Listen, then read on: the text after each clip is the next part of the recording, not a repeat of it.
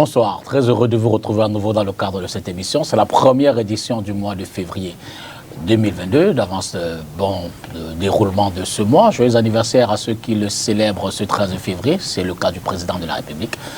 Ce dimanche, évidemment, nous reviendrons en grandeur en termes d'analyse et de commentaires sur l'actualité qui a marqué la semaine. Actualité telle que perçue par la rédaction de STV. Comme il est de coutume, on a sélectionné quelques reportages qui seront diffusés sur cette antenne au cours de l'émission La Grippe aviaire. On en parle dans le cadre de cette émission avec l'invité. Il y a la situation des droits de l'homme dont le rapport 2021 a été publié. Il y a l'implication des jeunes. C'est la fête de la jeunesse. Dans le cas des résolutions de crise, on en a parlé également à Douala. Et puis le fil conducteur de l'émission en elle-même, elle va tourner autour de d'autres sujets forts de l'actualité, notamment ce qui se passe à l'Assemblée nationale. Kava Yegué Djibril, le président a finalement réussi à avoir la tête de son secrétaire général, Gaston Komba, qui a été démis de ses fonctions en attendant qu'il sait peut-être que le président de la République, lui qui a autorité de nommer un nouveau secrétaire général, le fasse. Celui de l'Assemblée nationale n'a pour l'instant mis un terme aux fonctions de son secrétaire général. On va essayer d'en comprendre les contours au cours de cette émission. Évidemment, on parlera en grandeur nature également du bilan de la CAN 2021, notamment ce volet des comptes. On fera-t-on le bilan de cette compétition, la 3e édition, pas que le bilan sportif. Vous savez, ça a impliqué un certain nombre de constructions d'infrastructures, et puis on sortira avec ce discours du chef de l'État à la nation le 11 février. On y voit beaucoup de promesses. L'invité de ce dimanche est membre du comité central du IRDPC, un visage qu'on ne présente plus. Hervé Emmanuel Combe, bonsoir. Bonsoir, député, bonsoir à tous les téléspectateurs. Devrais-je vous dire également bonne fête? Oui, bonne fête parce que l'anniversaire du président, c'est le président de la République, c'est notre président de tous. Et puis moi, je suis né aussi au mois de février, donc c'est un très beau jour pour le Cameroun. Alors peut-être qu'on déroule le menu que je viens d'annoncer. Vous étiez au congrès de Dynamo de Douala, c'était samedi. Oh, ça s'est organisé en grande partie chez moi. D'accord. Puisque le comité de sages a siégé pendant 48 heures, 2 jours, chez moi. Et puis là, on a rencontré le grand peuple de la Dynamo Football Club de Douala au stade chez moi, toujours à Marion. C'était très bien. C'était unique. Parce qu'on avait toutes les têtes historiques de Dynamo, il n'a manqué que Paul Morambous, le président, qui malheureusement, pour des raisons de santé, ne pouvait pas être là. Mais tous les grands joueurs, ça va, les plus anciens, le docteur Sylvain Combe, qui a commencé en 1965, jusqu'au Marius Ndié, j'en passe. Mais qu'est-ce qui change fondamentalement? Ce qui change fondamentalement, d'abord parce qu'on s'inscrit dans la tolérance. On a un ton qui a baissé, les gens ne mettent plus des organes. Qu'est-ce qui change fondamentalement avec... Ce qui change fondamentalement, c'est le ton et l'ambiance. Et puis, il y a des nouveaux visages de Dynamo qui vont se prendre. C'est-à-dire que ce n'est plus l'histoire de quelques clans de Komondo, New Belou, la cité. Vous avez par exemple l'honorable Kabalibi et tous ces élus, bon, pour des raisons qui lui sont propres, mais l'engagement individuel, mais ils sont venus en masse et c'était très bien.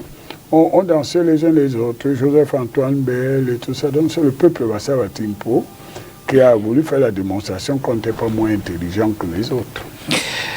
Essayons donc de retrouver le fil conducteur de l'émission en commençant par le sujet qui concerne l'Assemblée nationale. Ouais. Je l'ai dit, Kava Yegué réussit à avoir la tête de Gaston Komba. D'ailleurs, à la titraille, on a fait Kava remporte le combat, parlant de son secrétaire. L'Assemblée nationale, sachant que ce n'est pas le premier secrétaire général qui paye ainsi le prix de sa collaboration avec le président de l'Assemblée nationale. Est-ce que Kava Yegué est assis sur un trône, j'ai failli dire, il ne rend pas compte, une chefferie du village. Une épicerie peut-être. Il est l'amido, non? Donc.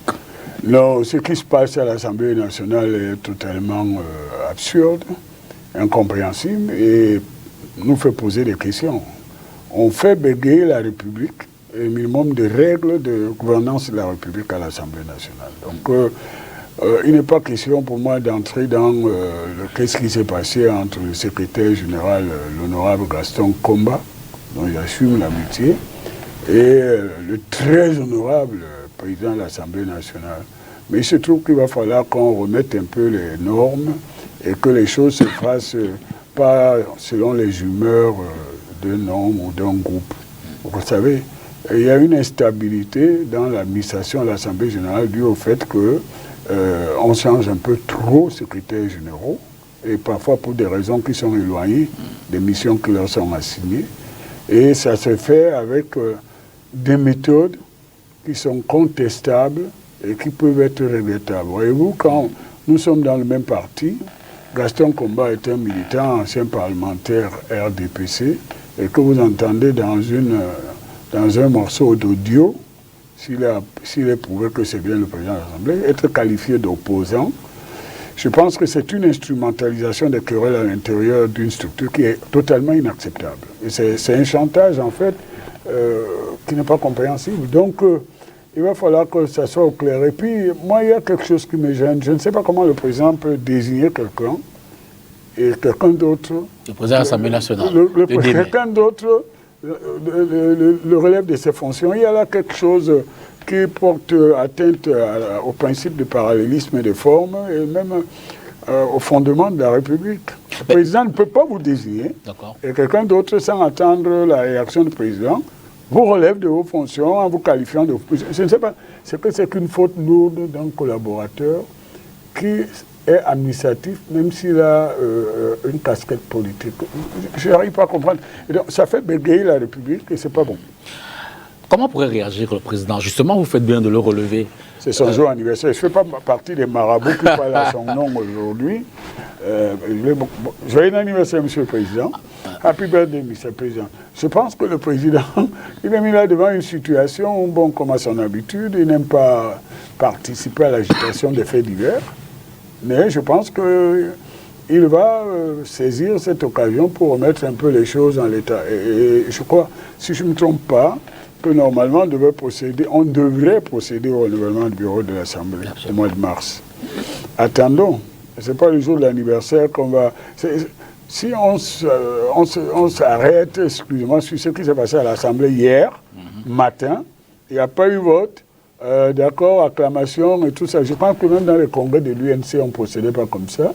Donc, il faut attendre que l'anniversaire passe, parce que tout ça parasite un peu l'événement de l'anniversaire du président et ça crée la confusion. Pour nous autres qui sommes là, nous disons il y a quelque chose qui passe. En plus, vous connaissez la suite.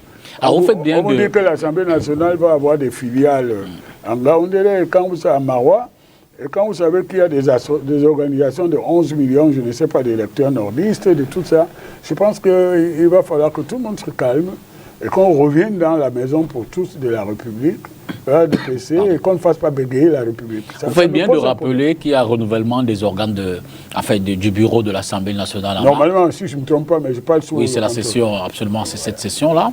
La première session de l'année, hein, je veux dire, c'est la loi. La session de mars. Session de mars. Ça fait 30 ans. Parce qu'en effet, c'est en 1992 que Kavaïégué monte au perchoir pour la première fois et depuis, il n'est pas reparti de là. Oui. Je veux dire, est-ce que ce n'est pas cette longévité? Est-ce que finalement, Kavaï n'est pas assis sur un pouvoir où il se dit fatalement, c'est son domicile, il y fait ce qu'il veut depuis 30 ans, il peut continuer à y faire ce qu'il veut pour la suite. Je veux dire que il y a les mécanismes pour peut-être l'autocontrôle de la gestion du bureau de l'Assemblée nationale ou les mécanismes institutionnels de l'Assemblée nationale ne permettent pas d'apprécier ou de juger de la gestion de Kavaïégué. Non, député, on se connaît très bien. Il vaut mieux que ça se sache pour qu'on ne se trompe pas de personne. Je suis un démocrate et un républicain, donc par définition, je suis contre la limitation des mandats lorsque l'occupation d'une position élective. Il faut laisser que c'est le suffrage universel, qu'il soit direct, indirect ou pas. Parce que la même question, certains l'ont utilisé pour le président. Absolument. N'essayons pas de me faire dire, faire un costume sur mesure au président de l'Assemblée, alors que vous connaissez mon attachement et mon enthousiasme pour que le président reste encore là. Donc, les mandats ne peuvent être limités que par la volonté des électeurs qui sont appelés à désigner quelqu'un. Alors, le problème aujourd'hui est de savoir, de sonner l'alarme sur la responsabilité du RDPC qui est comptable quand même de la gestion de cette assemblée, puisque nous sommes majoritaires. Vous comprenez? Et puis de nos collègues, camarades, les uns et les autres qui sont électeurs, qui sont parlementaires, s'ils trouvent que le Parlement marche bien avec l'impression du désordre que cela donne, renvoie à l'extérieur, bon, ben ils continuent. Ils sont libres et souverains de voter. Mais je pense que le parti doit clarifier les choses pour des raisons qui sont propres à notre parti et de notre stratégie politique. On estime jusqu'à présent que l'honorable Cavalier est l'homme qui était indiqué pour mener les troupes. Mais maintenant, s'il commence à montrer les limites ou s'il y a un problème qui pose, mais je pense que là, c'est une question que vous aurez au minimum adressée à Jean Couté. Comment Jean Couté, le secrétaire général. À défaut d'avoir accès, vous êtes Je suis son porte-parole officieux, mais je vais dire, c'est une question qui s'aide. Oui, non, attendez. Il y a un RDPC, surtout un jour anniversaire de son fondateur, qui ne va plus mettre sous le manteau des questions qui sont d'ordre public. Nous avons là un problème d'ordre public. Et il ne faut pas que le film donne l'impression que parfois c'est sourd, muet, il n'y a pas le son, que c'est de la cacophonie. Ce qui se passe n'est pas bien. Moi, j'ai un ami intime, un ancien camarade de classe à Douala, Mbok, qui était le prédécesseur de l'honorable Gaston Komba. On ne nous a pas dit jusqu'à aujourd'hui pourquoi on l'a viré au bout de quelques semaines. Vous comprenez? Et en cette journée, au lendemain de la fête de la jeunesse et de l'anniversaire du président, les jeunes se demandent si nous, les plus âgés, c'est comme ça qu'on veut leur laisser un peu le désordre. Les jeunes se demandent davantage si vous ne leur laissez pas la place. Donc non, je pense que là, nous avons un problème de la République, qui regarde tous les Camerounais. Nous avons aussi un problème qui concerne le RDPC, qui est à la majorité et qui doit montrer que la gouvernance se fait en cohésion dans la transparence. Donc maintenant, moi je ne vais pas aller dans les querelles parce que je ne vais pas en rajouter sur le fait que certains se comportent comme si c'était des chefferies traditionnelles et tout ça. Bon, écoutez, à partir du moment où on dit qu'on est dans une chefferie traditionnelle, on n'est plus dans la République. Ça c'est ça. On est en République si on ne commet pas des délits et des crimes. Vous voyez ce que je dis? Vous avez vu qu'on peut interpeller même un Lamido. Donc personne n'est à l'abri. Il faut respecter l'ordre public, mais nous sommes tous des Camerounais. Et député, lorsqu'on vous donne des responsabilités, c'est parce que nous sommes en co-gestion de ce pays qui est le nôtre. Absolument. Et personne ne doit se comporter comme s'il pouvait vous virer comme ça. Il y a des règles pour virer les gens. Moi je viens du privé, donc ça m'agace. Justement, vous mettez le doigt dans la plaie en ressortant un peu la gestion même du président de l'Assemblée nationale. Oui. Qui, d'après ce que l'on apprend, ne réside plus forcément à Yaoundé. Il a délocalisé l'Assemblée nationale, ou du moins son bureau, en créant une antenne. Je pense que c'est un bureau officieux, parce que ça n'existe pas. C'est une antenne qu'il a créée là-bas. Ça n'existe pas en droit parlementaire. Ben oui, mais je veux dire, ça fonctionne. On aura beau dire ce qu'on veut dire là maintenant. Ceux qui font fonctionner ça sont des complaisants et ils rentrent dans le désordre. On ne peut pas privatiser la République. Quand on interroge aujourd'hui la structure fonctionnelle de l'Assemblée nationale, je dis bien fonctionnelle, on se rend compte effectivement que c'est davantage de la parenté qui se retrouve dans... Député, pourquoi les parlementaires ne parlent pas diantre? Ils ont l'immunité. Certains l'utilisent d'ailleurs pour favoriser des fractions. Vous interpellez les parlementaires ce soir? Oui, y compris les nôtres comme tous les parlementaires. Absolument. Lorsque vous êtes parlementaire de la nation. Absolument. Vous comprenez?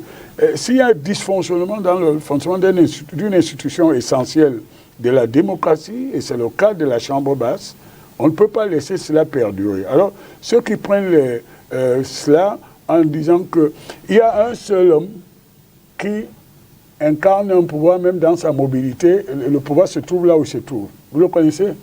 C'est le président de la République. Parce que lorsqu'il quitte le palais, on baisse le drapeau et on lève le mât du drapeau là où il se trouve. C'est le cas aussi du pape. Quand le pape quitte Rome, le siège de l'Église se trouve là où il est en voyage. Donc là, il y a une cohésion. Mais je ne savais pas qu'il y a d'autres personnes qui peuvent gérer la République à partir de Ndom ou de Babimbi et tout ça. Bon, donc là, il y a un problème. Moi, je crois que le débat est lancé. Mais comme les Camerounais aiment passer d'un sujet à l'autre et adorent les faits divers, il ne faut pas qu'ils instrumentalisent ça contre le RDPC. Parce que ça, je n'ai pas vu ça dans le programme du RDPC, je ne le connais pas cœur. Bon. Mais il faut que le RDPC fasse le ménage. D'accord. On va peut-être prendre le premier reportage, on revient pour la suite à parler de cette affaire sur d'autres pans. Pour le reportage, nous rappelle la situation des droits de l'homme au Cameroun. Un rapport a été publié, du moins le rapport 2021 récemment a été publié, et dans le reportage qui suit, on en fait l'économie. Suivez plutôt. En 2021, de nombreux cas de violation des droits de l'homme ont été recensés sur l'ensemble du territoire national par les acteurs de la société civile. Plusieurs parmi les victimes ont été inquiétés à cause de leur militantisme politique. Lorsque vous entrez en prison, on ne respecte pas votre droit. On vous met à bord nu, en caleçon, on vous transfère dans une cellule appelée l'appui. Il faudra payer une somme d'argent de 5 000 francs pour pouvoir d'abord sortir. On fait vidanger la fosse de la prison en main nue. J'ai vécu cet enfer sur terre.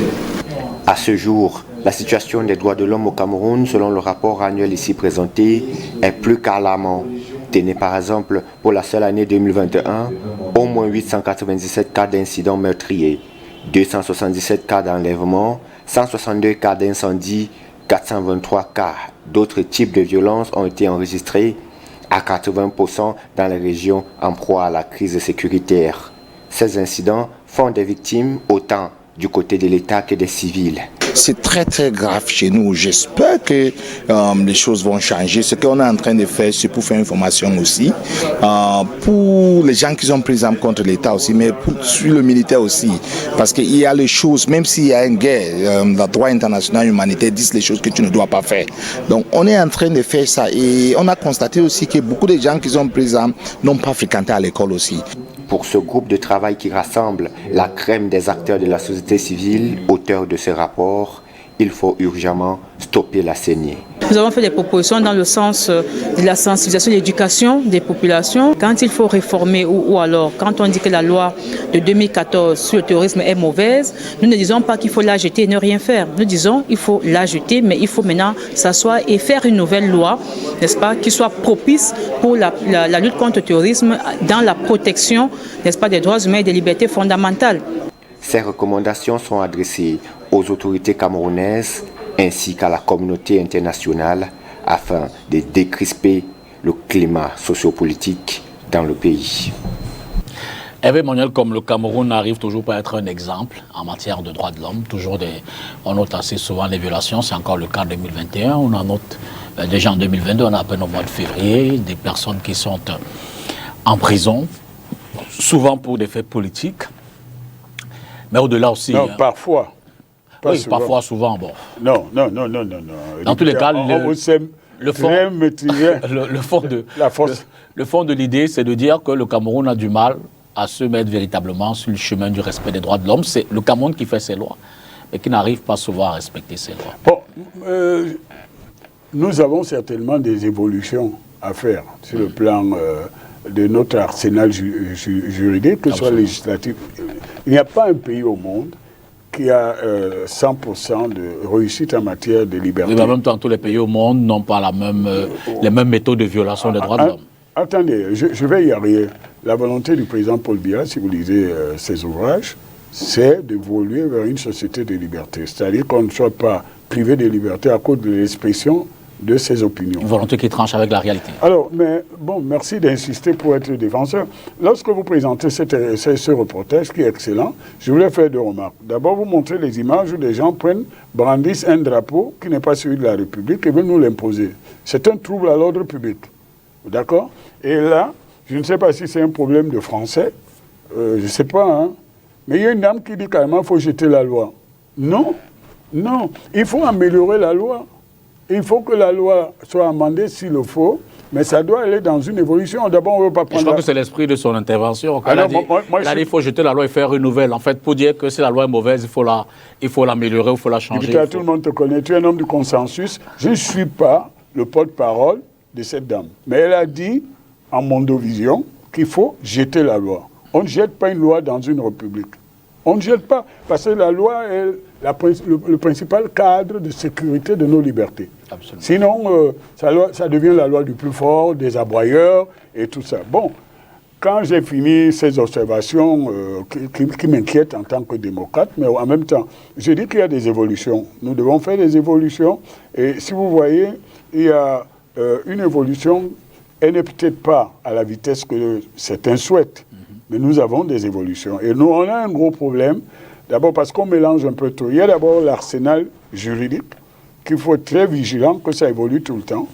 Mais il y a aussi les conditions de détention.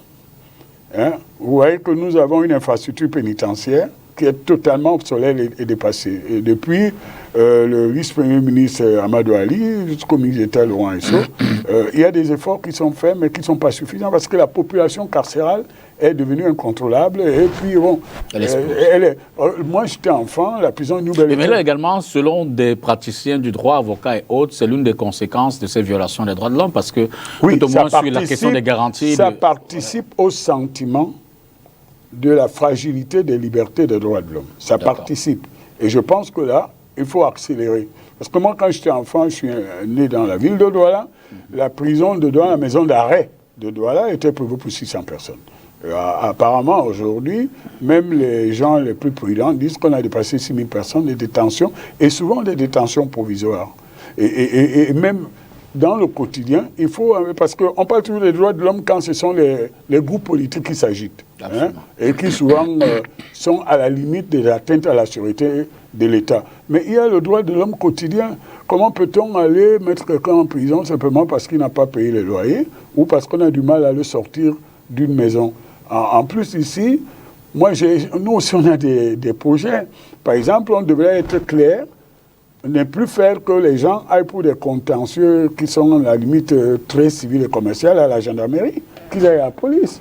Normalement, la gendarmerie devait être concernée quand il y a des violences, quand il y a l'utilisation d'armes et tout ça, parce que nous n'avons pas assez de personnel. Donc, je ne veux pas engager un combat là-dessus. D'ailleurs, si vous regardez James Monel Koubila, le président de la Commission nationale, il est dans cette ligne avec son ton. Mais il est dans cette ligne. Donc, les droits de l'homme n'ont pas besoin d'être estampillés avec un parti politique. Parce que lorsque vous êtes malmené par un agent qui s'éloigne des règles d'utilisation de la force, il ne vous demande pas votre carte du parti. Vous comprenez? Si vous êtes malmené et ce n'est pas acceptable.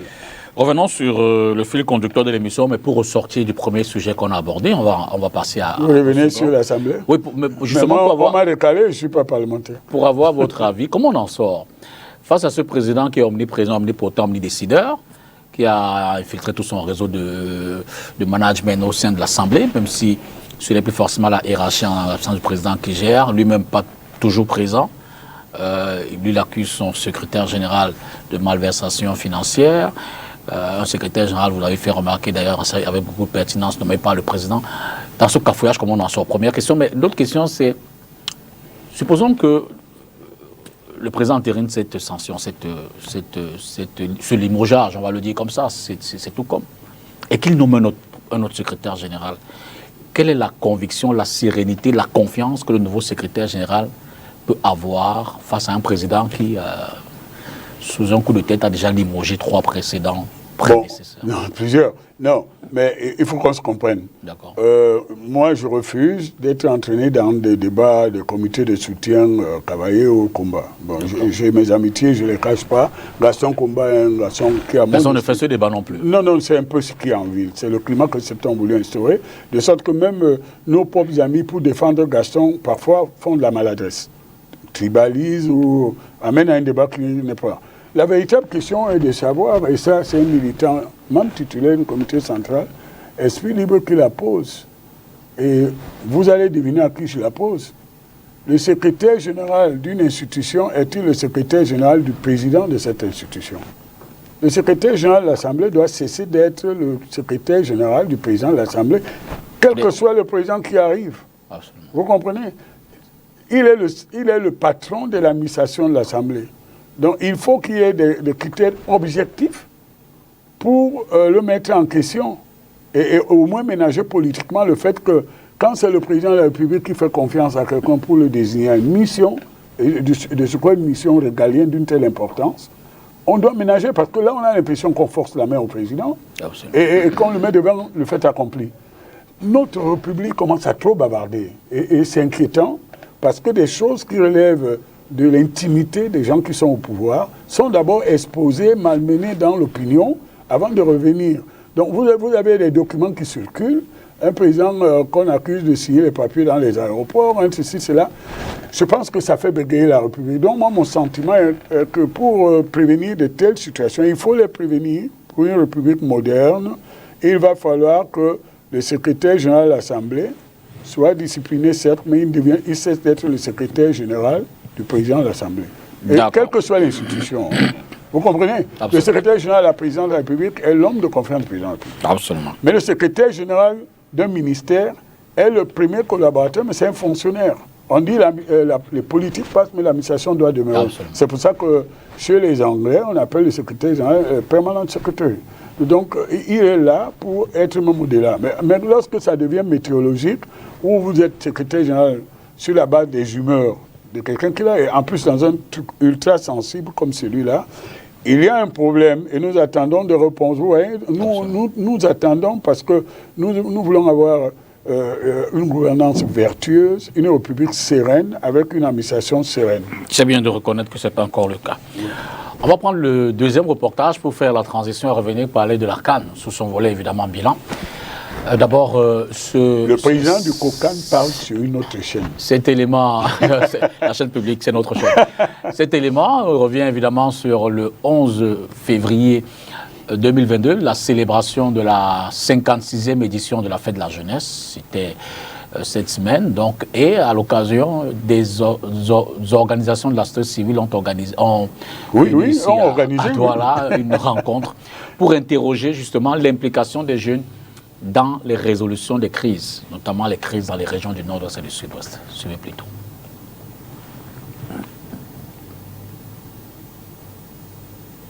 Le contexte socio-politique de la célébration de la 56e édition de la Fête de la Jeunesse au Cameroun, c'est la crise dans les régions du Sud-Ouest et du Nord-Ouest, la montée des actes de tribalisme et des discours haineux, et la guerre contre Boko Haram.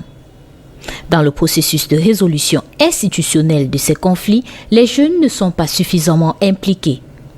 Le constat est fait par l'ONG Un Monde à Venir et ce, s'appuyant sur les recommandations des Nations Unies. Aucun État dans le monde, quel que soit son niveau de développement, ne prend des décisions, n'est-ce pas, sans que les populations, les citoyens, les jeunes, n'est-ce pas, aient sollicité ou bien appuyé ou recommandé, n'est-ce pas, que ces décisions soient prises. Si on laisse aux seuls gouvernants de prendre les décisions peuvent ne pas être adaptées aux problèmes, n'est-ce pas, des citoyens. C'est pour ça que les jeunes doivent anticiper, doivent réfléchir et faire des propositions et suivre pour que le gouvernement prenne en compte ces propositions. Parce que dans les conflits, les jeunes font partie des victimes, ils sont appelés à l'action. Tenez, depuis 2016, début de la crise dans les régions du Nord-Ouest et du Sud-Ouest, plus de 4500 établissements scolaires primaires et secondaires sont fermés, privant ainsi près de 600 000 enfants du droit à l'éducation. Les crises sociales, il faut anticiper. Il ne faut pas attendre qu'elles prennent une allure. Et il faut anticiper. Et c'est pour cela que les jeunes se sont assis aujourd'hui pour voir quel est leur niveau de participation. Nous comptons vraiment sur les solutions qui vont sortir des échanges. Et vous voyez, les jeunes sont venus des 10 régions. C'est une ceinture de sécurité que les jeunes veulent faire autour de notre pays pour pouvoir parler à leurs pairs et pouvoir, sinon prévenir, si oui, contribuer à la réduction de ces crises sociales. Mécanisme de résolution des crises mis en place au Cameroun, mise en évidence des postures des jeunes face aux différents conflits, ce sont là quelques thématiques abordées au cours de la 4e édition du Forum Jeunes et Citoyens. Les jeunes venus des 10 régions du Cameroun se retrouvent ce 10 février 2022 à Douala. Voilà, parlons donc de la Coupe d'Afrique des Nations. Peut-être un mot sur le bilan sportif. Je veux dire, on a peut-être. Non, moi je voulais parler des jeunes. Parce que votre reportage est excellent. Allez-y, oui. Dites un mot. Alors, je suis très peiné que vous m'invitez à une journée aussi symbolique et qu'on voit tout le temps le drapeau d'une république artificielle qui est présentée. C'est une actualité réelle. Voilà, et mon compatriote Nanga Philippe, que je respecte, mais qui donne l'impression de soutenir ce genre de truc. C'est inacceptable. Donc non, en résumé, je vous dis... Je suis pas sûr que Philippe Nanga les soutient. D'abord. Parce que c'est son activité quotidienne, il a le droit de choisir le métier qui le convient. Mais je trouve que parfois, il en fait un peu trop. C'est-à-dire qu'il y a une posture de base, ils ont un paradigme, c'est-à-dire que tout ce qui peut mettre en cause le gouvernement est vrai. Non, c'est faux. Bon, mais moi, je... Oui, mais est-ce qu'il n'y a pas des faits réels dans ce qui est soutenu derrière, dans ce que fait Philippe Nanga? Je veux dire, il y a quand même une situation de crise qui est factuelle. On le vit, on le voit. Il y a des déplacés qu'on suit. Il y a des coups de feu qu'on... Est-ce que le dire, c'est forcément être en porte-à-faux avec la République? Non, ce n'est pas le dire qui est en porte-à-faux. J'ai d'ailleurs beaucoup de respect pour ceux qui prennent l'engagement pour essayer de protéger la jeunesse par rapport à ce genre de situation. Donc j'ai beaucoup de respect pour Philippe. Absolument. Mais bon, nous connaissons, chacun a son couloir, mais nous sommes dans le même pays. Sauf s'ils veulent créer un autre pays, ce qui doit nous protéger les uns les autres, c'est l'ordre public. Absolument. Et il ne faut pas que les gens prennent... comme habitude, la transgression de l'ordre public. Et ce que je repose à Monde Avenir, qui est l'association de Philippe, c'est le soutien, y compris parfois financier, et il m'écoute quand je le dis, à l'infrastructure de ceux qui violent, transgressent l'ordre public. Mais moi, je voulais vous dire quelque chose sur la jeunesse. Vous connaissez mes liens avec les forces de défense et de sécurité. La semaine dernière, un jeune sous-officier a été tué en Myoka dans une opération menée par le BIR. L'opération a réussi. Malheureusement, il y a une balle qui a traversé ce jeune qui venait de se marier. Il vient d'être papa et il a été assassiné par ces terroristes. Donc, il faut qu'on dise aux jeunes que tous ces groupes-là qui leur promettent le paradis sont en fait des groupes d'intérêt qui n'ont rien à voir avec le paradis qui doit être celui d'un compatriote, quel que soit son âge. Et que la jeunesse sera toujours victime de ceux qui suivent et qui sont souvent des mauvais pasteurs. Donc moi, je pense qu'il faut qu'on protège les jeunes et que oui, peut-être qu'on n'en fait pas assez, mais il faut qu'on protège les jeunes par rapport... C'est pour ça que je suis pour le renforcement des lois sur la cybercriminalité, la propagande, la démagogie, le populisme gratuit, parce que c'est ça qui trompe les jeunes et beaucoup de jeunes perdent le temps de vie, parfois même risquent leur existence et détruisent le pays dont ils sont en dernier ressort les propriétaires et les héritiers. Donc le 11 février, ça devait être une occasion pour qu'on se parle, mais globalement, la propagande des sécessionnistes et des groupes armés en train de perdre du terrain. Il y a de plus en plus de jeunes qui rallient. Parlons de la grippe aviaire et puis on revient donc sur la Cannes. La grippe aviaire dont on sait que elle a été constatée dans la région de l'Ouest en majorité depuis quelques semaines déjà. Parce que la région de l'Ouest est le premier bassin avicole. On va suivre d'abord cette analyse et commentaire du docteur CAC2 qui en parle et qui essaie d'en donner quelques précisions. Sur la grippe aviaire. Etal cherche désespérément occupant au marché Sandaga de Douala. Ces caisses où sont habituellement exposés les poulets sont vides. Toutefois, les prix pour le moment sont inchangés dans certains marchés, mais c'est une question de jours. Ça n'affecte pas encore le marché puisque ça fait 2 jours que ça a commencé. Pour le moment, on reste toujours dans les mêmes prix. Que ce soit les prix de livraison, que ce soit les prix de la sortie de la ferme, on reste dans les mêmes prix. Mais déjà, à partir peut-être de demain et la semaine prochaine, les prix vont vraiment baisser parce qu'il faudrait déjà qu'on essaie de couler de peur que ça ne puisse affecter d'autres fermes dans les environs. Au sujet de la disponibilité, une pénurie est annoncée, de même que des mesures de protection des animaux déjà présents. Il va falloir qu'on essaie un peu, comme c'est bloqué déjà à ce niveau-là. Donc ça veut dire que les pondeuses ne pourront plus revenir à Douala. Entre-temps, maintenant, nous allons essayer un peu d'être en pénurie en ce qui concerne les pondeuses et les prix ne doivent pas baisser. Et de peur que ça puisse atteindre les poulets de chair, on est obligé maintenant de chercher à bloquer le système ou de chercher les antibiotiques pour pouvoir pallier à la circonstance. Rareté du poulet de type pondeuse, la conséquence est immédiate sur les œufs. Loin de la spéculation, les prix de ces aliments vont connaître prochainement une hausse. Oui, 1,5 kg environ aujourd'hui c'est 2500. Oui, donc c'est les prix après fête. Donc nous attendions peut-être que ça avait, mais entre-temps, voilà la circonstance de Bafsam qui est arrivée. Ça veut dire qu'au niveau des pondeuses, à partir de la semaine prochaine, les trucs vont certainement être un peu plus chers. Parce qu'il n'y aura pas de pondeuses déjà au moins vivantes. Il y aura une grosse pénurie qui va vraiment essayer de sévir entre-temps. Pour un bon bout de temps, enfin peut-être que le système puisse au moins se revenir. Une épizootie de grippe aviaire est déclarée dans la région de l'Ouest, un des plus grands fournisseurs, et son impact dans les marchés est déjà visible.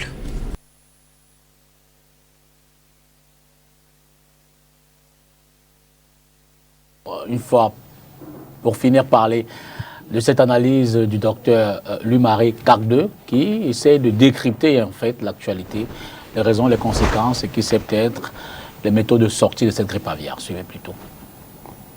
La grippe aviaire est de retour au Cameroun. Des cas sont détectés dans une exploitation avicole dans la région de l'Ouest, le plus grand bassin de production de volailles au Cameroun. En réaction, le docteur Taïga, le ministre en charge de l'élevage, prescrit l'abattage sanitaire en urgence des foyers identifiés et l'érection de barrières sanitaires au niveau des fermes avicoles. Des mesures inadaptées pour l'universitaire, le docteur Louis-Marie Cacdeux. Ce dernier s'appuie sur les recommandations de l'Organisation mondiale de la santé animale pour contrer efficacement une épizootie. Elle s'applique d'une part à la prévention. La meilleure façon, c'est que nous n'ayons plus à importer les intrants. Le secteur pèse 300 milliards et le secteur a déjà perdu une bonne centaine de milliards depuis 10 ans. Et donc, lorsque c'est ainsi, qu'est-ce qui se passe? Il se passe simplement qu'on aurait pu investir moins de milliards pour avoir une ferme parentale, grand-parentale, laquelle nous permettrait de produire les œufs à couver et les poussins d'un jour et d'avoir des sujets reproductifs. Parce qu'au Cameroun, aujourd'hui, on n'a pas de sujet reproductible.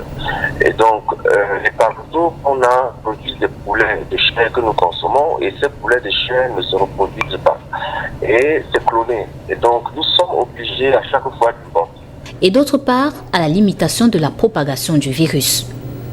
Contrairement aux mesures du ministre Taïga, les abattages doivent se faire sur un rayon de 10 km de la ferme touchée et des indemnisations de fermiers concernés prévues. Il faut prendre une décision d'utilité publique pour procéder à cette destruction-là. Ils ne veulent pas prendre de décision d'utilité publique parce que cela suppose que derrière, ça ouvre la voie à l'indemnisation. Or, nous avons des producteurs chez nous qui ne sont pas accompagnés et donc subventionnés et qui ne sont pas indemnisés lorsque le gouvernement détruit leur cheptel. Comme en 2016, si cette épizootie de grippe aviaire n'est pas correctement gérée, les impacts économiques seront très grands. Il faut s'attendre à ce qu'il y ait encore, que la pénurie s'accentue sur le marché, parce que aujourd'hui, le peu de produits qui existent sont bloqués. Depuis 22 jours, les éleveurs n'arrivent plus à livrer les principaux marchés que sont Douala et Yaoundé. Leurs produits sont bloqués. Et aussi parce que, toujours sur le plan économique, les gens vont déserter encore le secteur. Nous avions en 2016, sur 1000 éleveurs par exemple que nous avions en 2016, on n'en avait plus que 12 en 2021. Pour l'expert, le retour régulier du virus de la grippe aviaire dans les fermes avicoles du Cameroun est dû à l'importation des intrants alimentaires. Il dénonce d'une part le fait qu'aucun contrôle ne soit effectué sur les produits infestés qui rentrent au Cameroun et d'autre part le fait que l'autonomisation du pays dans la production des intrants ne soit pas encore une réalité. Voilà donc, le Cameroun a quand même pu gérer la Covid. Mais je veux dire, on a l'impression que je fais le parallèle sur la grippe aviaire. Absolument. C'est délicat. Louis-Marie Cacdeux, le docteur, a justement exposé la question de fond qui se pose, c'est-à-dire la sécurité. Le ministère de l'élevage et des pêches, je crois, est en train de s'activer pour que la situation de la protection de notre grenier alimentaire et surtout de la zone d'élevage soit mise hors de route. Mais bon, maintenant il faut regarder, est-ce que certains ne se lancent pas dans une activité pour créer une pénurie artificielle? Parce qu'on nous a fait le coup avec la tomate, ben on dit qu'il y a un problème avec l'élevage. Il faut faire extrêmement attention. Vous n'êtes pas convaincu? Écoutez, moi je crois à la pertinence des experts. Vous comprenez? Donc quand l'UMARIC 2, ils font des constats, il faut renforcer les capacités, mais il ne faut pas tomber dans le piège de ceux qui vont faire du stockage ou bien pour augmenter le prix des poulets et tout ça. C'est quelque chose, il faut être extrêmement vigilant. J'ai vu le problème. On vendait 4 tomates à 500 francs ici, et lorsque vous les achetez pas le soir, les mêmes marchands ici à Sandaga montent sur les mototaxis, vous donnent carrément le bac parce qu'ils n'ont pas pu vendre ça. Donc il y a là des mœurs dans le commerce qui sont totalement inacceptables et il faut qu'on reste et demeure vigilant. C'est la raison pour laquelle moi qui suis un libéral, je suis pourtant pour le retour d'une direction qui a fait ses preuves, c'est-à-dire les poids et mesures. Bon, ça s'appelle maintenant inspection de contrôle, mais je refuse le rôle qu'on fait jouer au ministère de vendre des aliments. Il faut que le ministère reprime la fraude. D'accord. Parlons football. Avant peut-être de rentrer dans mes questions, je vais les un peu précises. Vous, quel bilan faites-vous de la 33e édition de la CAN? Peut-être moins sur le plan sportif, mais vous pourriez le faire également. Mais sur le plan organisationnel, construction des infrastructures, accompagnement des délégations, bref, vous, quand vous jetez un regard rétrospectif, je rappelle que vous avez été président du site pendant le CHAN, coordonnateur de site du CHAN à Bépanda, donc vous êtes imprégné exactement de ces questions-là. Alors, la CAN, regard rétrospectif, vous dites? Alors, la CAN, et c'est bien que vous ayez introduit la notion du CHAN parce que les gens l'oublient, nous avons, sur une période de 48 mois, moins de 48 mois, réalisé 2 événements sportifs à l'échelle continentale. Le CHAN a été, d'ailleurs 3 si on prend aussi les événements pour le football féminin. Absolument. Donc, le Cameroun a commencé à avoir une expertise en matière d'organisation. Vous comprenez? Donc, globalement, sur le plan de l'organisation, le CAN est un succès. Le couac qui pourrait avoir quelques couacs à Olembe est dû au fait que ce site n'existait pas. Et vous avez vu que là où on avait les sites qui ont fonctionné au CHAN, on a maîtrisé les articulations des différentes commissions qui sont dans le cahier de charge. Bon, on parlera de... Olembe, ce site n'existait pas, je veux comprendre. Ben, Olembe n'a pas participé au CHAN. Oh, Olembe est un site nouveau. Ah oui, Olembe. En fait, quand vous avez dit Olembe, j'ai pensé à Japoma, en fait. Non, je vous comprends mieux, excusez-moi. Japoma, c'est tip-top. Olembe, on a mis à Olembe des gens qui n'ont pas été au CHAN. Absolument. Donc, certains découvraient ce que c'est qu'une compétition organisée par la CAF. Alors, le bilan, il est difficile de le faire, mais quand vous posez la question, je vais répondre. Il y a plusieurs aspects sur lesquels on peut s'exprimer. Sur le plan strictement de souhait que le président avait émis, c'est-à-dire faire de cette manifestation une grande fête de la jeunesse continentale, c'est une réussite. Le monde est unanime sur le fait que nous avons eu la CAN la plus enthousiaste, malgré les campagnes de dénigrement, les campagnes antipatriotiques à l'intérieur comme à l'extérieur. Nous avons eu l'événement sportif footballistique le plus regardé dans le monde, si on prend les statistiques qu'on a maintenant à la disposition. Donc sur ce plan-là, on a réussi. On a réussi aussi sur le plan de la compétition parce qu'on a eu des plus beaux matchs qu'on n'avait jamais vus sur le continent africain. Ce qui nous donne des ambitions, même si certains sont pressés, de dire qu'on peut refaire une Coupe du Monde hors Afrique du Sud sur le continent africain, surtout sur l'Afrique subsaharienne noire. Le Cameroun, demain, un compétiteur sérieux avec d'autres pays pour participer à une Coupe du Monde. Maintenant, je fais ça télégraphique, il faut que les Camerounais sachent qu'une grande compétition, une grande manifestation, que ce soit l'exposition universelle, les Jeux Olympiques, c'est une opportunité d'application d'une politique d'aménagement du territoire. C'est-à-dire qu'on utilise cet événement pour accélérer la mise à disposition des infrastructures. Toi et moi, nous connaissons Bépanda, mais toi, tu étais très jeune. C'est la construction du stade de Bépanda qu'il faut cesser d'appeler le stade de la Réunification. Ça n'a pas encore été débaptisé, mais pour la CAF, ça appelle Douala Bépanda. Bon, c'est la construction de cette infrastructure qui a accéléré le développement de l'urbanisme dans cette zone, qui a mené des routes, qui a accéléré la population à venir l'occuper.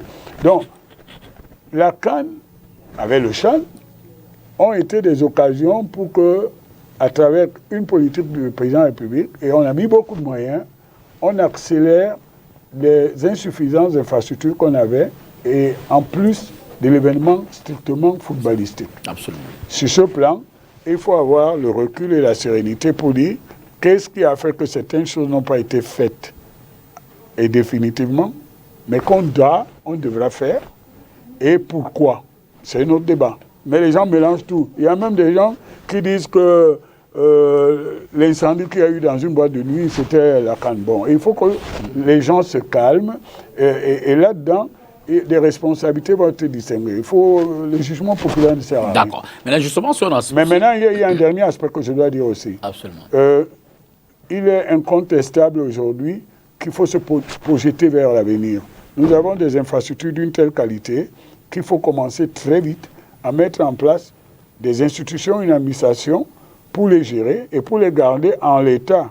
Parce que, contrairement à ce que j'entends ici et là, ce ne sont pas des infrastructures uniquement pour le football. Ce sont des infrastructures pluridisciplinaires. Et toi qui es un basketteur, tu sais que ce sont des infrastructures qu'on peut utiliser pour l'athlétisme et même pour la culture. Parce qu'il manquait d'espace où on pouvait faire des concerts géants. Moi, j'ai découvert à Bépanda, par exemple, on a un restaurant qui peut prendre 1000 places.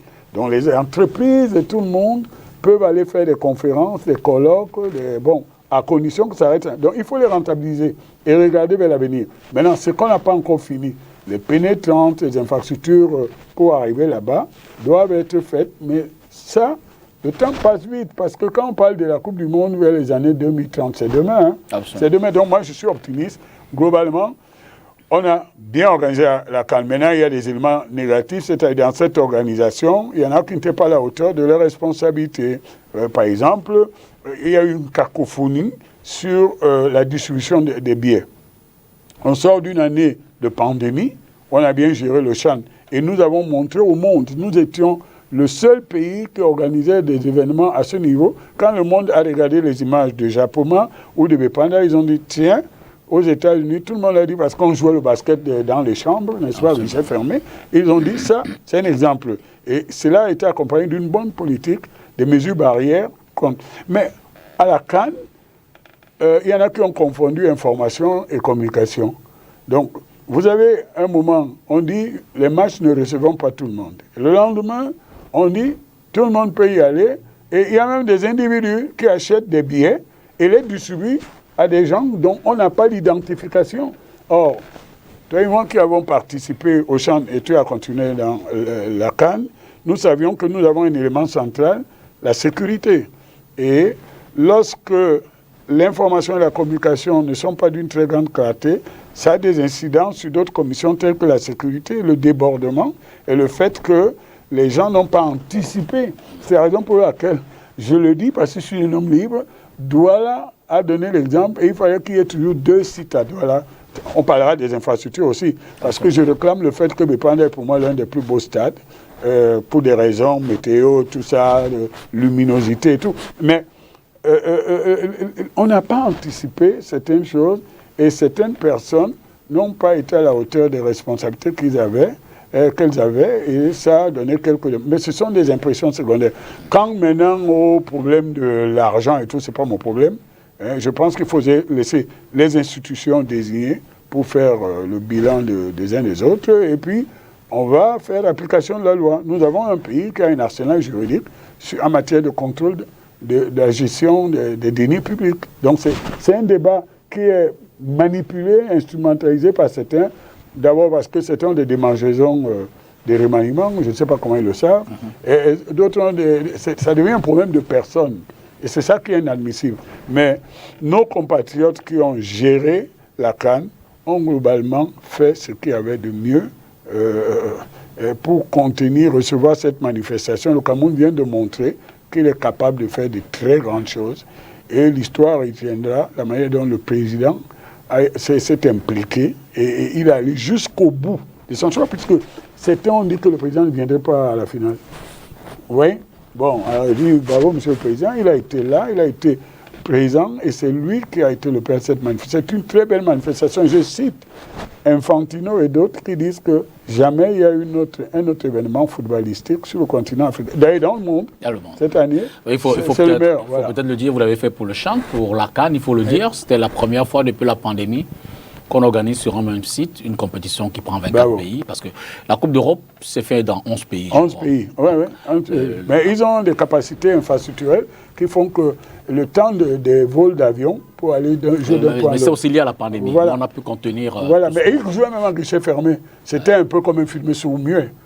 Nous, on a donné... Et nous avons parcouru une forme de note de synthèse des actions du ministère de la Santé qui dit qu'au lendemain du CAN, on n'a que 30 cas Covid hospitalisés. Pour dire que là également... Attends, mieux, député, parce que ceux qui ne connaissent pas ou qui ne veulent pas savoir qu'il y a une cohésion dans la politique du gouvernement, c'est-à-dire les choses ne sont pas faites d'une façon isolée, dans cette organisation de la CAN, il y avait un objectif d'accélérer une campagne de vaccination qui n'est pas obligatoire, mais afin de nous faire arriver à ce qu'on appelle l'immunité collective.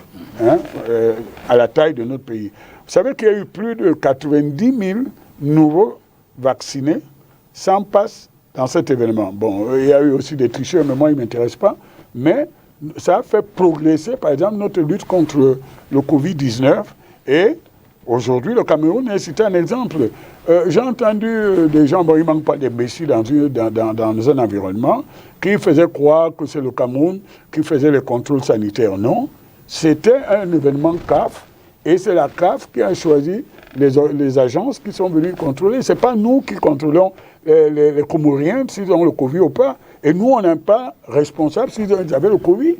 Ce n'est pas nous qui avons amené les meneurs de jeux gabonais dans les boîtes de nuit. Et ce n'est pas nous qui avons amené les journalistes algériens se balader à Ankololoun. Donc là-dedans, on a mélangé tout parce qu'il y avait des gens qui pensaient qu'il n'y aurait pas Cannes. Il y a eu Cannes.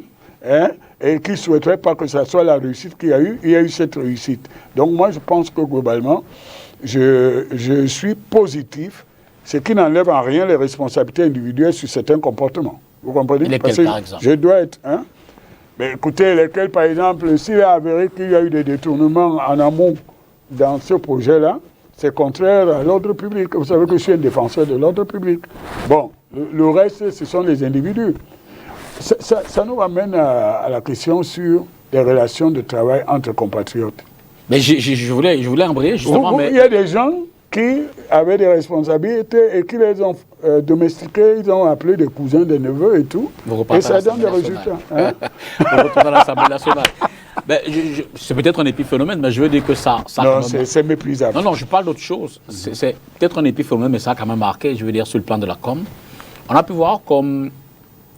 pas une dissonance, mais un éloignement entre les entités techniques liées au football. FECAFOOT, FIFA, CAF et même gouvernement, ça n'a pas toujours été l'impression de la cohésion générale, de la cohésion parfaite. Je veux dire que... Non, on a un problème. Toi et moi, on a participé à une émission sur une radio parisienne, et ceux qui ne voulaient pas comprendre t'accusaient d'être... Mais tu faisais que ton travail. Nous avons organisé des manifestations sportives, Dieu merci, nous les avons réussi, mais en n'ayant pas une fédération nationale de football. J'appelle ça la résurrection. Samuel Eto'o et son élection, sous réserve de toutes ces agitations, a réveillé la FECAFOOT. Donc, le ministère a pris parfois la place qui n'était pas la sienne dans l'organisation. Parce que c'est la Fédération camerounaise de football qui a reçu l'édition d'organiser la Coupe du Monde. Nous sommes dans une confédération. C'est-à-dire c'est une réunion des fédérations. Ce n'est pas l'Union africaine. Vous comprenez? Donc, dans cette histoire, il y a eu des manques. C'est-à-dire que le ministère était obligé de se substituer à des institutions qui devaient participer à l'organisation qui n'ont pas été là. Ça, c'est la première chose. Donc, la FECAFOOT n'existait pas. Et c'est quand Samuel Eto'o a rattrapé avec son activisme qu'on a eu une FECAFOOT qui existait. D'ailleurs, ça va poser aussi d'autres problèmes, mais je ne veux pas entrer là-dedans sur la qualification des entraîneurs, qui recrutent l'entraîneur, quand et comment. Donc, nous avions une fédération qui n'a pas été mise de côté, mais qui n'était pas là à cause de sa situation. Nous avons aussi des administrations qui n'ont pas travaillé dans la cohésion. Vous comprenez? C'est-à-dire que, par exemple, la commission de la communication, il y a des gens qui ne savaient pas que son expertise a une incidence sur la commission de sécurité, a une incidence sur la commission de la billetterie, et peut même avoir une incidence sur la commission de la compétition. Parce que vous regardez, on s'est laissé entraîner dans une situation où des gens montraient des images qui n'étaient pas des Japoma. Moi, je connais Japoma parce que nous avons été à toutes les inspections, les visites là. Donc, nous nous sommes laissés déborder par le fait que les commissions ne marchaient pas en cohésion parfois, et ça a donné parfois des inquiétudes et des conséquences que nous connaissons. Mais globalement, ça a bien marché. Donc, vous voyez qu'à Douala, globalement, les choses marchent parce que les gens avaient l'habitude de travailler ensemble, ont l'habitude, sous l'animation de Samuel Ivar-Dibois, le gouverneur. Et ça, c'est l'exemple. Mais je peux vous dire que les collègues qui se trouvaient à Fandena, je le dis maintenant, mais je sais que ça va faire boum boum. Si c'est eux qui étaient à Olembe, on aurait peut-être fait l'économie de certaines situations parce qu'ils savaient déjà quelles sont les normes et ce qu'il ne faut pas faire. Vous comprenez? Et vous ne pouvez pas... Qu'est-ce qu'une femme vient avec un bébé de 8 mois faire dans un stade? Vous comprenez? Et nous avons une situation sécuritaire qui fait que Dieu aime le Cameroun, et Paul Biya, mais par certains moments, les gens, par leur mauvaise communication et tout, nous ont mis en danger. Parce que quand vous arrivez et vous appelez les mototaxis, venez, j'ai des billets à vous donner pour entrer au stade. Vous ne connaissez pas leurs identités, vous ne savez pas d'où ils viennent. Je ne dis pas qu'ils sont en contact, mais on est à Douala, on se connaît. Et à Bépanda, on a vécu ensemble un risque terroriste que, heureusement, on a contenu avec les forces de défense et de sécurité, puisque ceux qui jouaient avec la bombe, ils sont morts de leur belle bombe avec leur bombe dans leur chambre, mais n'ont pas approché l'infrastructure. Donc, nous avons surmonté tout cela, et aujourd'hui, on peut dire que, globalement, on aurait pu courir d'autres risques à cause, parfois, de l'incompétence de certains, ou parfois des camaraderies qui se substituent à l'efficacité. Mais bon, globalement, nous avons une très très bonne chance. Je suis fier de mon pays. Mais en amont, maintenant, vous évitez peut-être d'en parler, on peut le dire en 3, 4, 5 minutes. L'heure des comptes. Je veux dire que la CAN est derrière nous. Ben maintenant, il faut commence à être derrière nous. Il faut rendre gorge pour emprunter au président de la République. Et il a dit d'ailleurs dans son discours du 31 décembre dernier, pour dire que ceux qui s'amusent avec la fortune publique rendront gorge. Et du coup, tout le monde a regardé les dossiers Covid, les dossiers CAN. Mais cette CAN, finalement, qu'a-t-elle coûté au Cameroun, la CAN? Je ne sais pas. Je ne vais pas m'aventurer sur ce terrain, puisque je ne suis pas membre du gouvernement. Mais ce n'est pas une information à la disposition du public. Donc, totalement. Il faut être patient. Je sais que c'est pour les besoins de l'information des téléspectateurs de STV que tu le fais. Mais toi et moi, nous savons qu'il y a un calendrier, un agencement d'événements dans l'organisation d'une telle compétition. Là, actuellement, nous sommes dans le temps des rapports. C'est-à-dire que chaque commission de site doit envoyer des rapports. La commission de site doit envoyer des rapports et le comité national, le COCAN, va se réunir, faire son rapport, le comparer avec la CAF pour faire un peu qu'est-ce que l'événement a eu lieu. Parce qu'il y a beaucoup de choses qu'on note en main courante, des choses qu'il faut faire. Donc, il faut dire au public qu'il faut être patient et attendre que tous ces événements aient lieu. Et on revient dans le principe de la sérénité. On gouverne dans la sérénité. C'est-à-dire qu'il y a des gens qui veulent être des coupeurs de tête, à défaut d'être coupeurs de route. Ça ne se passe pas comme ça en République. Mais la sérénité n'empêche pas la célérité. Oui. Non, mais ça... je vais dire... En tout cas, cette année, je ne suis pas dans la confidence du président, mais je sais à peu près comment il fonctionne. En cette année, je peux dire avant le mois de juin par là, on saura très bien qui a fait quoi, s'il y a quelque chose qui est répressible par la loi. Mais avant ça, il y aura d'autres événements qui n'ont rien à voir avec ce que certains souhaitent, couper les têtes et tout ça. Moi, je suis protestant, ce n'est pas un dimanche que je vais venir défendre la justice expéditive aux populaires. Mais il y a eu de très bonnes choses aussi pour la CAN. Des choses qui vont rester des siècles. Vous voyez pourquoi on n'a pas encore baptisé, par exemple, Olembe? Bonne question. Parce que le président ne va pas baptiser une infrastructure qui n'est pas complète comme il l'a envisagé. Vous comprenez? Et dont il a dégagé les moyens pour. Oui, bon, mais c'est là aussi, je sais où tu veux m'entraîner, mais le président Nkokane parle sur notre chaîne si vous voulez, mais il y a un temps où on va arriver à tout cela, et parce qu'il faut finir ces ouvrages. Vous avez suivi comme moi qu'il y a eu une délégation sous la conduite du SGPL, le ministre d'État Fernand Ngongor, qui a été voir pour affirmer la volonté du gouvernement de terminer ces ouvrages qui sont là pour des siècles. J'ai dit au Cameroun parce que j'ai vécu longtemps dans un autre pays, à l'étranger, en Europe. On a construit la mairie de Paris en plusieurs siècles. Les ouvrages que vous voyez aujourd'hui ne sont pas les ouvrages qui sont sortis comme ça des terres. Et les gens ne savent pas, la cité universitaire est un des résultats de l'exposition universitaire. Non, c'est des Jeux olympiques qu'il y avait à Paris. Il fallait loger des athlètes.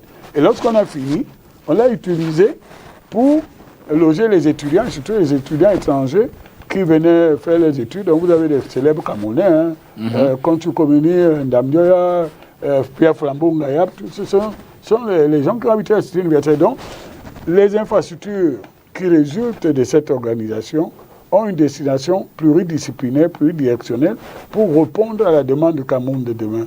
Et ça a créé des emplois, ça a distribué des emplois. Parce que là, on parle que de l'argent public, mais on va voir si les entreprises ont payé tous les sous-traitants, parce qu'il ne faut pas que les entreprises se barrent et que ça revient toujours à l'État. Donc, il faut prendre mal en patience. D'accord. On va sortir de ce sujet à travers notre reportage qui, cette fois-là, nous annonce le résumé de la prise de parole du président de la République le 10 février. C'était dans le cadre de la 56e édition de la Fête de la Jeunesse, dont vous savez qu'elle s'est célébrée le 11. Suivez plutôt.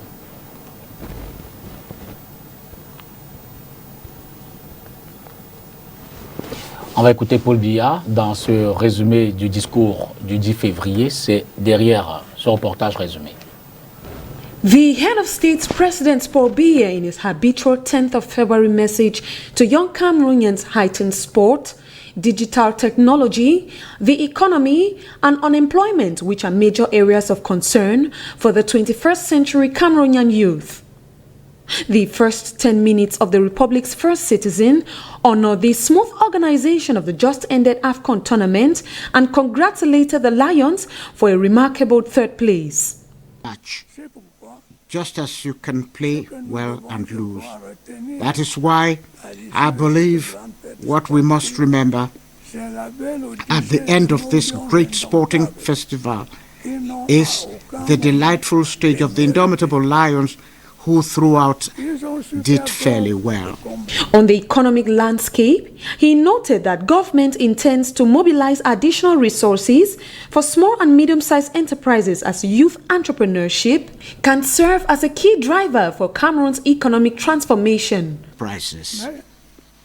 However, I am aware that the main obstacle in this regard has always been access to the most common funding for small and medium-sized enterprises. That is why, in the short term, the government plans to mobilize specific national, bilateral, and multilateral funding to support the establishment of a guarantee fund for young entrepreneurs. As Cameroonians celebrate the 56th Youth Day throughout the National Triangle, President Paul Biya reminded youths to turn a deaf ear to destabilization and antagonism and embrace Republican values, which may slowly be dying away.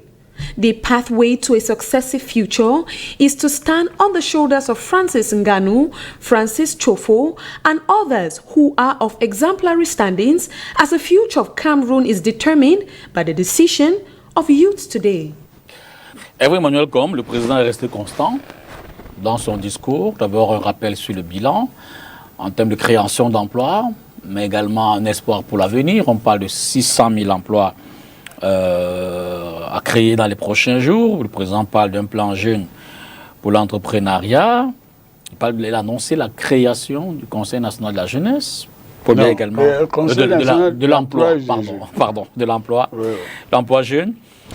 Le président interpelle les jeunes, qu'ils soient dans la lutte pour la préservation de la paix, la stabilité et de l'unité. Il demande à ceux qui, sur les réseaux sociaux, se laissent toujours aller à la facilité de retrouver le bon chemin. Paul Biya également annoncé 190 milliards pour le financement des PME et particulièrement l'entrepreneuriat des jeunes, ça on l'a dit, une passerelle entre la diaspora et l'investissement sur le plan local. Qu'est-ce qui vous aura le plus marqué dans ce discours dont beaucoup disent des promesses, encore des promesses. Le président est resté fidèle à sa stratégie de promesses in vitam? Nous avons un problème ici. Il va falloir qu'on rentre dans l'évangélisation. Bon, on a parlé de communication tout à l'heure. Beaucoup de gens ont tendance à ne pas savoir ce que c'est que le président de la République du Cameroun. Ils le confondent avec un membre du gouvernement. Vous comprenez, député? Le président montre la voie. Il donne les grands axes de sa politique, de l'implémentation de sa politique. Et c'est le gouvernement qui doit maintenant mettre en œuvre des moyens pour réaliser cette politique. Donc, quand le président parle, c'est pour dire ce qu'il souhaite qu'il soit fait. Et il fait veiller en sorte que cela soit réalisé. Moi, je trouvais le discours très volontariste. Il y a de nouveaux aspects. La diaspora est de plus en plus présente dans l'expression publique du président. Donc, il va se passer quelque chose. Quoi, je ne sais pas. Et je pense qu'il est en train d'intégrer la diaspora dans la vie quotidienne, économique, financière, politique même de la République. Donc il va y avoir des révolutions. Que les gens aient la patience d'attendre, parce que très rapidement, il y aura des marqueurs pour montrer que quelque chose s'est modifié. Là, par exemple, le Conseil national pour l'emploi, ça ne veut pas dire qu'on va dissoudre le FNE, quoi. Le Fonds national de l'emploi. Oui, mais c'est une évolution. Ça peut être un organisme de réflexion qui chapeaute le FNE et d'autres structures, ou un organisme de centralisation, vous voyez, qui fait que... Je donne un exemple. Vous savez que chaque port est dirigé à une direction générale, mais il y a une autorité nationale des ports du Cameroun. Donc, la politique de lutte contre le chômage ou bien de promotion de l'emploi, parce qu'il faut être positivé, doit être chapeautée, menée à la fois par les ministères, mais coordonnée par un centre d'évaluation et d'implémentation de cette politique. Est-ce que la création en elle-même de cette structure n'est pas le constat de l'échec des mesures jusqu'ici prises? Non, pas le constat de l'échec du putain. C'est là qu'on a souvent eu un problème tous les deux. Depuis on n'aura jamais le problème. Non, c'est un constat qu'il va falloir accélérer ou faire évoluer ces mesures. Parce que en politique publique, tout évolue très vite. Vous comprenez? La loi, par exemple, sur la cybercriminalité a ignoré des aspects que nous sommes en train de vivre là maintenant.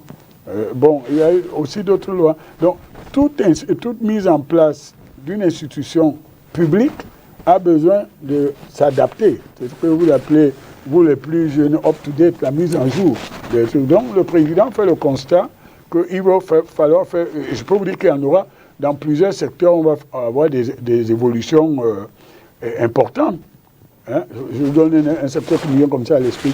Vous savez qu'on a un chemin de fer. Absolument. Bon, et la société qui est concessionnaire actuellement en train d'évoluer dans son capital, dans sa maison mère. Bon, le gouvernement ne va pas rester les bras croisés.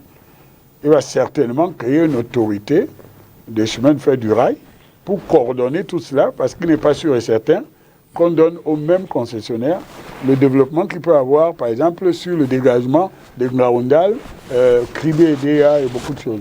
Donc voilà comment le président voit les choses et il dit seulement, il annonce les évolutions. Mais regardez la CAN, par exemple, même ceux qui sont de mauvaise foi, la CAN a été une opportunité pour des jeunes, surtout pour des occupations saisonnières, nous le savons tous les deux, et qui ont montré qu'ils sont à la hauteur. Les volontaires, par exemple, sont des gars magnifiques et qui ont fait un travail exceptionnel. Donc, nous avons vécu cela au Tchad, nous avons vécu ici à la CAN. Donc, les jeunes sont au cœur des préoccupations de la politique du président et chaque fois qu'il suggère une voie à suivre, une évolution, c'est au gouvernement d'accélérer le mouvement et de faire en sorte que ça ne reste pas un vœu pieux. Donc je crois que ça a été un discours volontariste et, bon, et qui s'inscrit aussi dans la bonne ambiance. Vous savez que le succès de la CAN a fait que ceux qui voulaient les amener dans les églises de réveil du désordre ont perdu, puisque pour l'instant, nous vivons l'état de grâce de ce succès.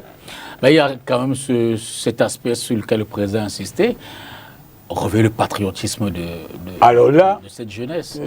C'est là que je veux dire sur cet aspect, est-ce que la jeunesse ne prend pas ou alors n'observe pas, c'est ce qui se fait chez les aînés, ceux-là qui, à travers leurs décisions, à travers leur management, à travers leur gestion quotidienne, ne font pas toujours preuve de patriotisme, quand on sait qu'ils ont une faiblesse peut-être vis-à-vis de la gestion des fonds publics.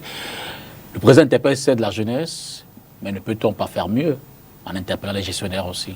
Bon, là, c'est une question essentielle qui s'adresse à ma génération, à celle qui est avant moi, et même avant celle-là. Mais elle interpelle aussi des médiateurs comme vous. Parce que c'est vous qui confectionnez l'opinion. Et les jeunes sont manipulés parfois à cause des campagnes populaires ou démagogiques. Il y en a qui leur disent qu'on peut vous donner à chacun 100 000 francs par mois. Bon, on va prendre l'argent là où on augmente les impôts, on fait comment? Et il y en a qui leur proposent. Et parfois, ils s'inscrivent dans des campagnes qui sont antipatriotiques, c'est-à-dire contraires à notre patrimoine, à notre pays. D'accord? Et il faut quand même qu'on remette les choses en place. Il y a eu des gens qui ont organisé même des médias qui se sont spécialisés dans le dénigrement de la CAN, du Cameroun, comme si la CAN était le congrès du RDPC. Mais je suis désolé, ce n'était pas le congrès du RDPC. Paul Biya s'est rendu à Olembe, le président de la République, et il y avait tout le monde. Je suis heureux d'avoir vu même des gens à Limbe et tout ça qu'on connaît pour leur activisme, qui avaient le maillot du Cameroun. Est-ce que les Lions Indomptables sont un organe de base du RDPC? La réponse est non. C'est l'équipe du Cameroun, de tout le Cameroun. Et on a vu des images où ceux qui se présentent parfois à mi-temps comme des ambazoniens ou des activistes étaient heureux à la victoire. Donc, quand le président parle de faire très attention, c'est-à-dire qu'il montre la ligne rouge qu'il ne faut pas traverser. Cette ligne rouge-là est à double observation. Il y a des moments où les jeunes sont victimes, il faut les protéger. C'est pour ça qu'il faut renforcer les lois sur les réseaux sociaux et tout ça, faire en sorte que le mensonge, le dénigrement, la diffusion de fausses nouvelles soit réprimée en temps réel. Mais il y a des moments aussi les jeunes eux-mêmes peuvent devenir les acteurs de la démolition de leur avenir. Quand vous démolissez une chaussée, vous démolissez les moyens de circuler plus vite, la fluidité dans la ville de Douala. Vous démolissez. Les routes de Douala n'appartiennent pas à Mbassandini, n'appartiennent pas au RDPC. Ça appartient à tous les Camerounais. Et on a des endroits ici en ville où les conséquences de 2008 que nous avons connues sont encore présentes. Quand on disait à certains, quand vous aurez brûlé la chaussée, eh bien, il va falloir la réparer. Et aujourd'hui, certains vont au travail en retard ou ont du mal à circuler librement, disent qu'ils ont des nids de poules. Donc, ce passage du président, c'est en fait l'interpellation pour la conscience civique de notre jeunesse. Mais le gouvernement, l'État devrait accompagner ça. Les programmes scolaires, il faut réintroduire l'éducation civique. Mais moi, je suis par exemple pour la conscription. Vous savez ce que c'est? Ça coûte cher. Je pense que les jeunes Camerounais devaient passer une année de service militaire, d'abord pour vivre ensemble, et que ceux qui sont dans une région aillent dans une autre pour connaître leur pays dans la totalité. Et ce sentiment de montée communautariste, on le stoppe tout de suite. Quand les gens voient Cabral, qui est patron d'un parti, ancien candidat à la présidence, parfois ils ont l'impression que je suis dur avec lui. Non, parce que, comme je le connais, nous avons une proximité. Ce n'est pas lui qui doit tenir un discours sur le fédéralisme communautaire.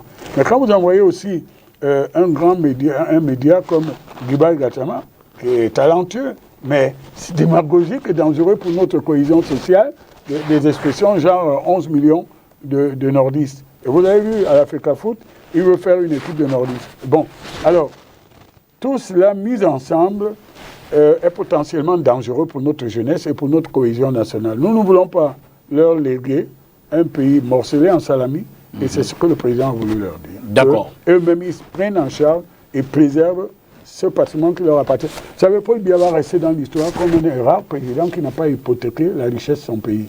connaissez l'état du sous-sol du Cameroun? On le verra bien. Vous connaissez ça? On le verra bien avec l'histoire. Vous n'avez pas partenaire chez nous, vous n'avez pas les gens qui ont vendu le pétrole pour 20 ans, vous n'avez pas... Et Paul Biya n'a pas fait tout cela. Donc, aujourd'hui, rendons-lui grâce pour cette posture. Et en cette journée de l'anniversaire, on a la chance d'avoir un bon président. Alors, on va sortir par l'introduction du discours du président. Il a grandement parlé, évidemment, de la fête sportive, la CAN, pour féliciter les joueurs, même si... Oui, on a une belle équipe maintenant. Même s'ils n'ont pas été à la hauteur des attentes. Non, ce n'est pas qu'ils n'ont pas été à la hauteur. C'est toi qui maîtrises le sport. C'est le management de l'équipe qui n'a pas donné, nous a fait franchir. Sachant que l'objectif était remporter le trophée. Oui. Bon, j'introduis ça, pas forcément pour revenir sur le commentaire du président parlant de cette compétition, mais davantage pour vous dire par exemple que le ministre des Sports annonce le maintien à la tête de cette équipe de l'entraîneur Antonio Conceição. Ça vous parle? Je ne fais pas de commentaire, d'abord parce que le ministre est mon ami, et deuxièmement parce que je crois qu'il a des informations que tout le monde n'a pas. Mais ma position de principe est que c'est la fédération qui doit gérer les sélectionneurs. Parce que dans ce pays, on confond les sélectionneurs et l'entraîneur. Ce monsieur-là, Antonio Conceição, il est quoi? Sélectionneur ou entraîneur? Oui. Donc, il faut qu'on précise cela et que chacun joue son rôle.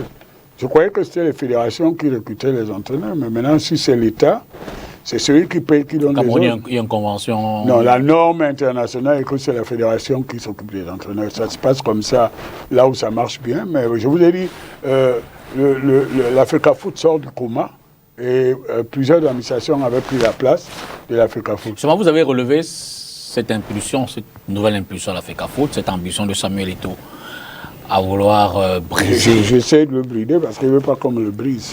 À vouloir ouvrir les barrières. Comment envisagez-vous la suite? Notamment, il y a cette épée de Damoclès du TAS qui est au-dessus de la tête du nouvel exécutif à l'Africa Foot.